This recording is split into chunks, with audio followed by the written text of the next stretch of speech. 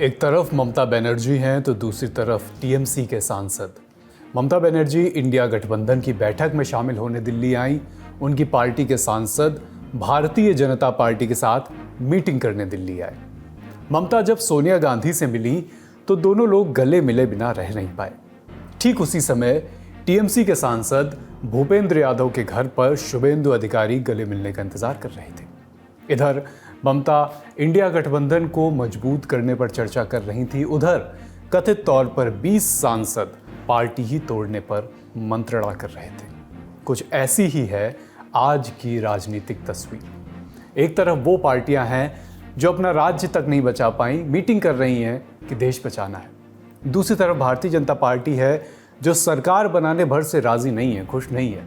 उनको विपक्ष भी अब अपना बनाना है। आज बात इंडिया गठबंधन की करेंगे। 2029 के आम चुनाव दिमाग में लेकर जब अलग अलग पार्टियों के नेता साथ बैठे तो बातें क्या हुई, और सबसे बड़ा सवाल, बिना डीएमके, बिना केजरीवाल, कमज़ोर शरद पवार और लाचार ममता के साथ वाले इंडिया गठबंधन का भविष्य कैसा होगा, क्या होगा। ममता बनर्जी की अलग से भी बात करेंगे।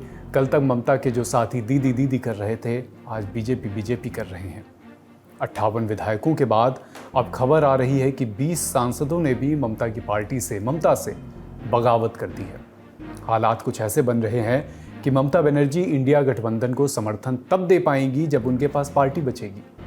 इसी राजनीतिक गुत्थम गुत्थी पर आज विस्तार से बात करेंगे। बात अयोध्या में राम मंदिर के चंदे में कथित गड़बड़ी को लेकर मचे विवाद पर भी होगी, और जानेंगे कि इजराइल ने सीज़फायर तोड़ा तो कैसे 24 भारतीय मुश्किल में आ गए जो ओमान की खाड़ी में एक टैंकर पर सवार थे। नमस्ते और स्वागत, मैं हूं अभिषेक और आप देखना शुरू कर चुके हैं Lallan top show. Brought to you by Sharda University and Saluja Gold. Where the software engineer meets the gifted content writer. The world comes together at Sharda University. एक तस्वीर से ही बात शुरू करते हैं। दिल्ली के कॉन्स्टिट्यूशन क्लब में इंडिया गठबंधन के नेताओं की बैठक हुई तो देखिए, अखिलेश यादव की कुर्सी राहुल गांधी के बगल में लगी। करीब 7-8 महीने बाद उत्तर प्रदेश में विधानसभा चुनाव है और यूपी के लड़कों को सीट बंटवारे पर बात भी तो शुरू करनी है। इन कोट अनकोट लड़कों के अलावा 21 पार्टियां और शामिल हुई आज इंडिया गठबंधन की मीटिंग में। बस एक बुजुर्ग नेता नहीं दिखे जो बुजुर्ग दिखते भी नहीं हैं, डीएमके चीफ एमके स्टालिन। क्योंकि तमिलनाडु में चुनाव हो चुके हैं, वहाँ कांग्रेस ने डीएमके को दे दिया गच्चा और टीवीके के साथ मिलकर सरकार बना ली। और इस बैठक में अरविंद केजरीवाल भी नहीं दिखे क्योंकि पंजाब में है चुनाव और वहाँ कांग्रेस और आम आदमी पार्टी आमने सामने होंगे।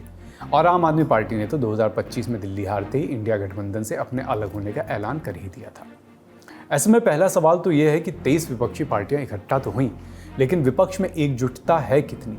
इस सवाल पर हम विस्तार से बात करेंगे, लेकिन पहले आपको बताते हैं कि मीटिंग के बाद जब मल्लिकार्जुन खड़गे ने प्रेस कॉन्फ्रेंस को संबोधित किया तो क्या कहा।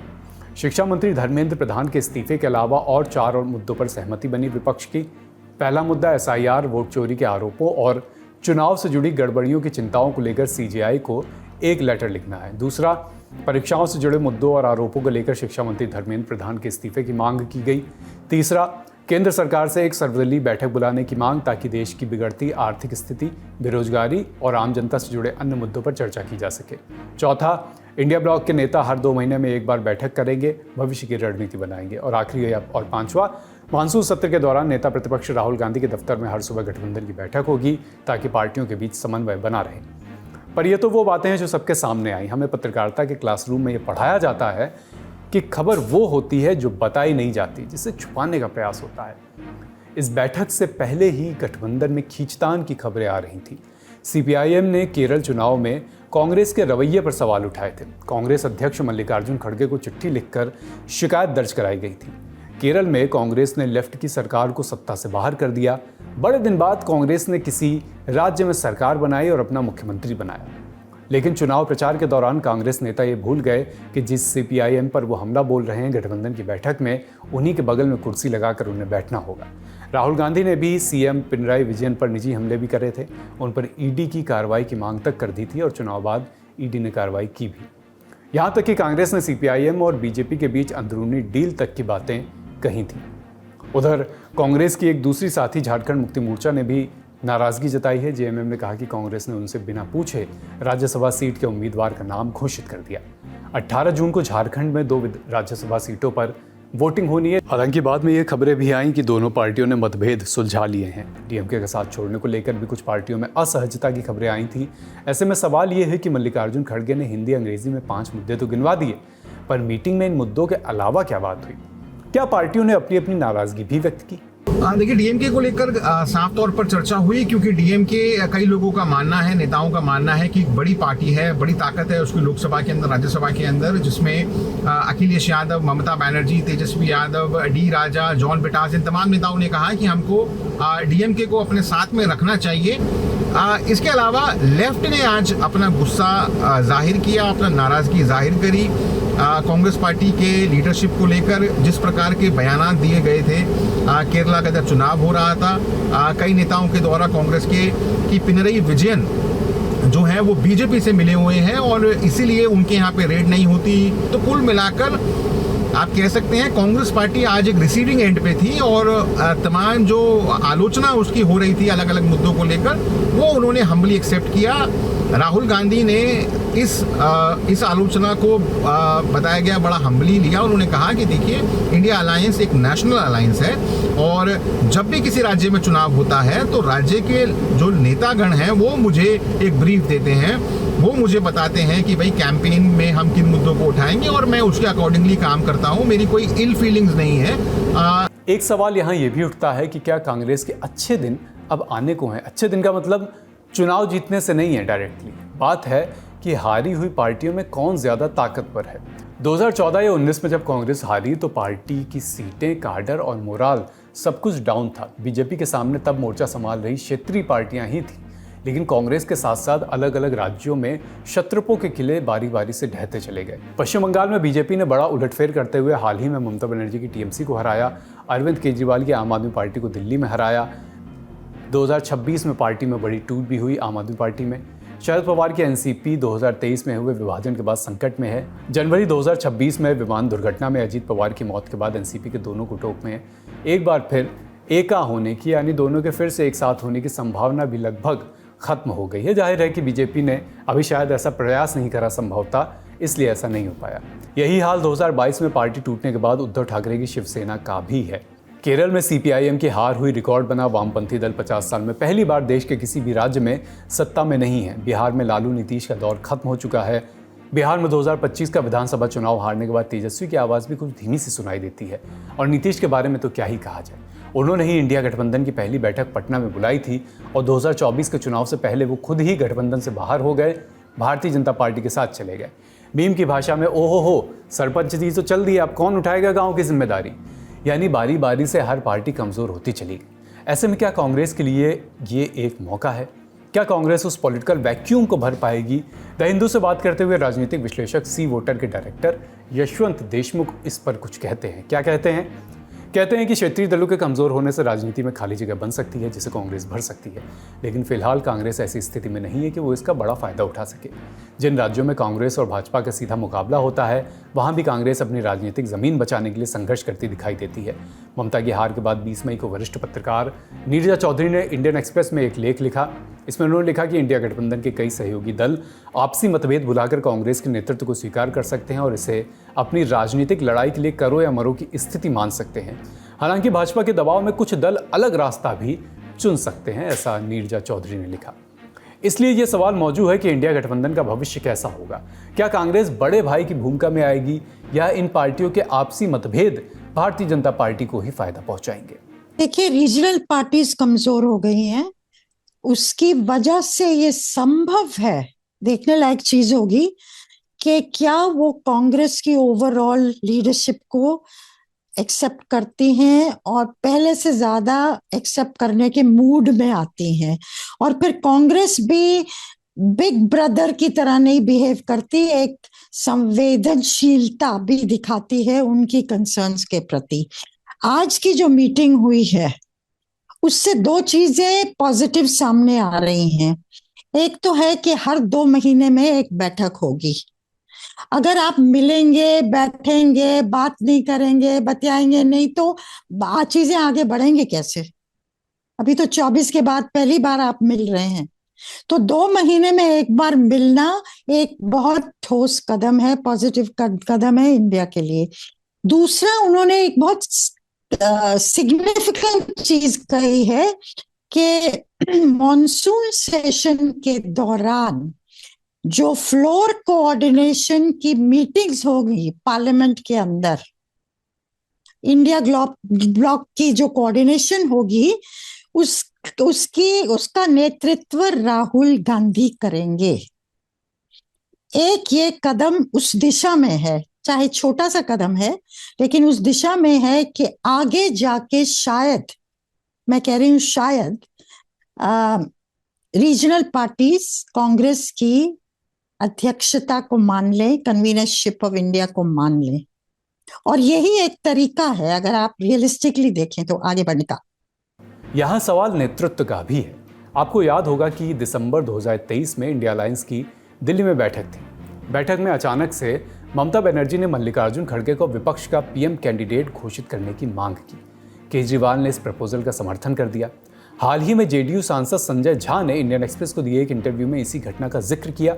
जब उनसे पूछा गया कि नीतीश ने ही इंडिया गठबंधन की पहली बैठक बुलाई थी तो साल भर से भी कम समय में गठबंधन क्यों छोड़ दिया, तो संजय झा ने कहा कि गठबंधन में पहले से सहमति बन चुकी थी कि नीतीश कुमार को संयोजक यानी कि कन्वीनर बनाया जाएगा, लेकिन बैठक के दौरान ममता बनर्जी और अरविंद केजरीवाल ने अचानक कहा कि गठबंधन का संयोजक किसी दलित नेता को बनाया जाना चाहिए और उन्होंने खड़गे का नाम प्रस्तावित कर दिया। मेरी राय में ममता बनर्जी और अरविंद केजरीवाल ने व्यक्तिगत रूप से इंडिया गठबंधन को कमजोर करने और उसे नुकसान पहुंचाने का काम किया। नीतीश का इंडिया गठबंधन छोड़ना एक अलग मुद्दा है। संजय झा ने कहा कि नीतीश कुमार स्वयं संयोजक बनने के लिए उत्सुक नहीं थे, लेकिन प्रधानमंत्री का पद किसे प्यारा नहीं होता।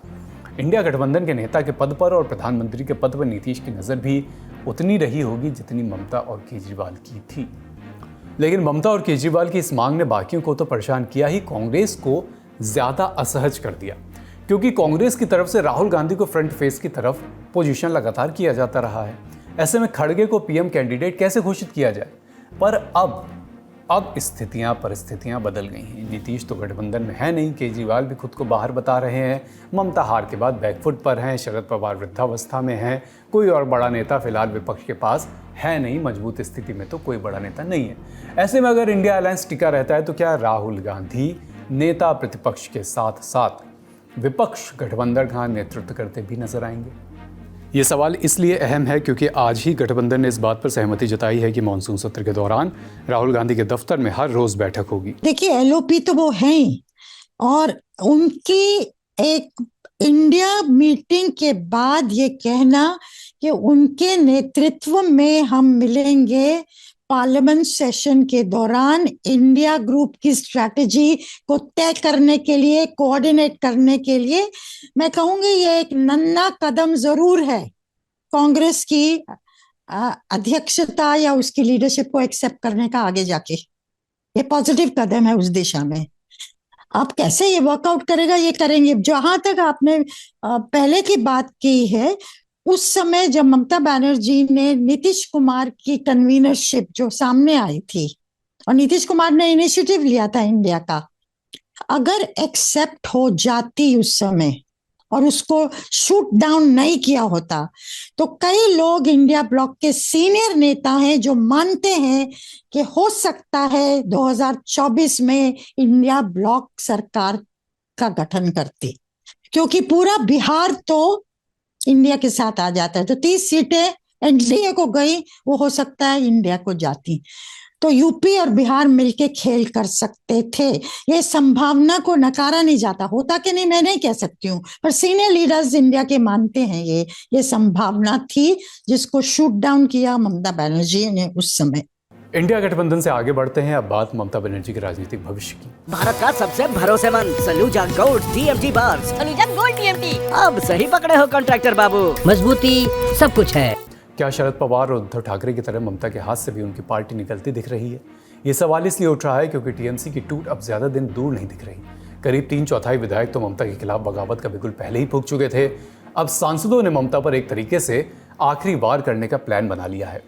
और इस बात को लाग लपेट से कहने का कोई मतलब नहीं है कि इस पूरे राजनीतिक खेल के पीछे बीजेपी की बैकिंग है। ममता से बगावत करने वाले सांसदों की आज दिल्ली में केंद्रीय मंत्री भूपेंद्र यादव के घर बैठक हुई। बैठक में पश्चिम बंगाल के मुख्यमंत्री शुभेंदु अधिकारी भी शामिल थे। बैठक की फोटो आई और ये खबर आई कि 28 में से 20 लोकसभा सांसद टीएमसी छोड़ना चाहते हैं। जब विधायकों ने बगावत की थी तब भी निशाने पर अभिषेक बनर्जी का नेतृत्व था। आज सांसद बागी तेवर अपना रहे हैं, तब भी निशाने पर अभिषेक बनर्जी ही मुख्य तौर पर हैं। खबरें बता रही हैं कि सांसदों ने काकोली घोष के नेतृत्व में ओम बिरला को एक पत्र लिखा, मांग की कि वे एनडीए के नेतृत्व का हिस्सा बनना चाहते हैं। इन बागी सांसदों में से एक हैं वर्धमान पूर्व की सांसद शर्मिला सरकार। मीडिया से बातचीत में बोली कि वो ममता दीदी का समर्थन करती हैं, वो काम करना चाहती थी लेकिन कर नहीं पा रही थी। शर्मिला सरकार ने इंडिया टुडे के इंद्रजीत कुंडू को 20 सांसदों के सिग्नेचर की पुष्टि की। शर्मिला ने कहा कि फिलवक्त हम टीएमसी के ही हैं, बस एक सेपरेट ब्लॉक बनाने की कोशिश करेंगे। शर्मिला का कहना है कि काकोली घोष इन सांसदों की चीफ व्हिप होंगी और शताब्दी रॉय डिप्टी लीडर कौन होगा, इस पर मंथन जारी है। इधर ममता के खेमे की सांसद महुआ मोइत्रा ने यूसुफ पठान को घेरा, कहा कि वो दिल्ली जा रहे हैं, क्या अमित शाह ने बुलाया है, यानी 20 सांसदों में यूसुफ पठान भी शामिल हो सकते हैं।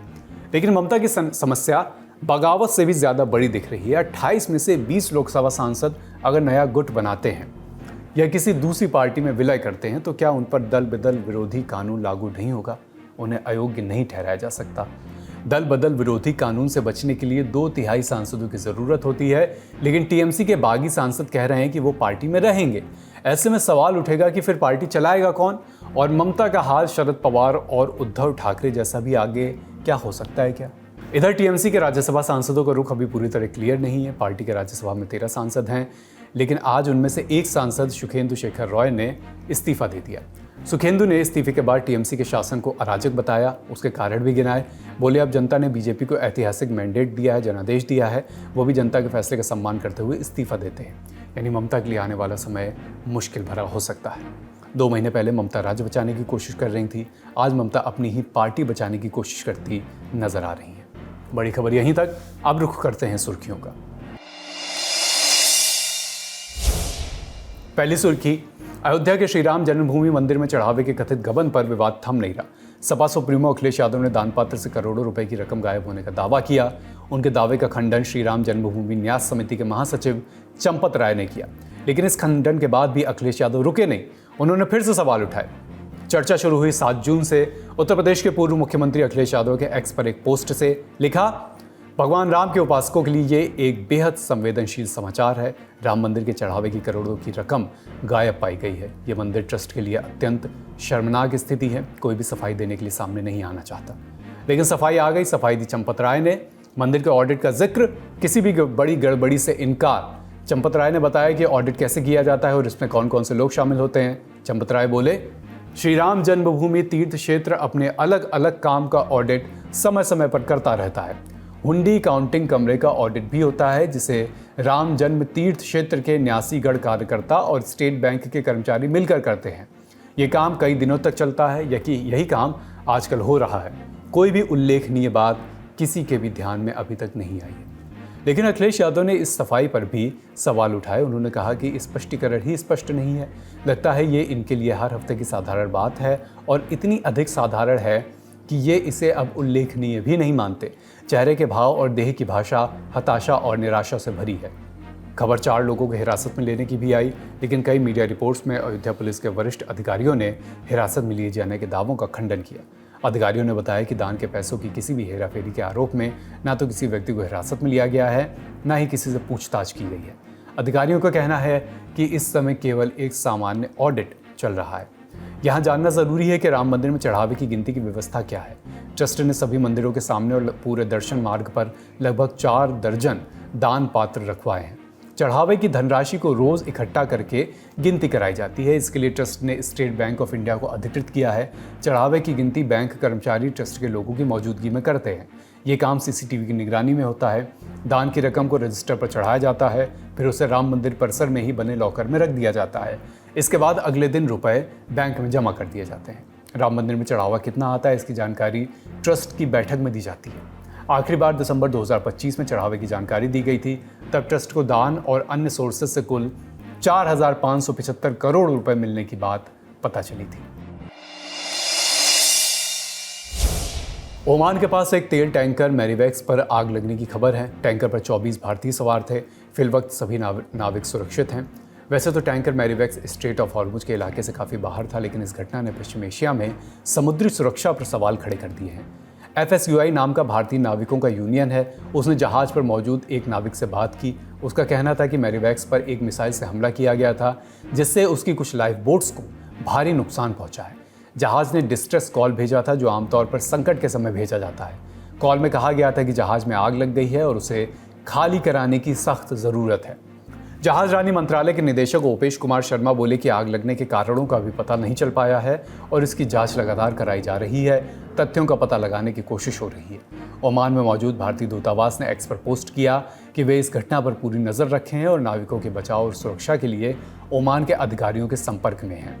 आज का लल्लन टॉप शो यहीं समाप्त होता है। अपना और अपनों को ख्याल रखिए। लल्लन टॉप देखते रहिए। शुक्रिया। शुभ रात्रि।